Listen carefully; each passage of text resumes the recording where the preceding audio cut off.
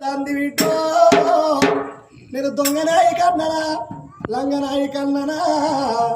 నా ఇద్దరి కొడుకులకు పెళ్ళిళ్ళిగా మంగళార్తి పట్ట ఆడబిడ్డలేదా అని పాడుబడ్డ గుళ్ళల్ల బిడ్డో నీ నాన్న ప్రాణకన్నాన్ని కొప్పుకొని నిన్ను నేను కనుక్కున్న బిడ్డ దేవదేవో కామరాజా దేవదేవో కామరాజా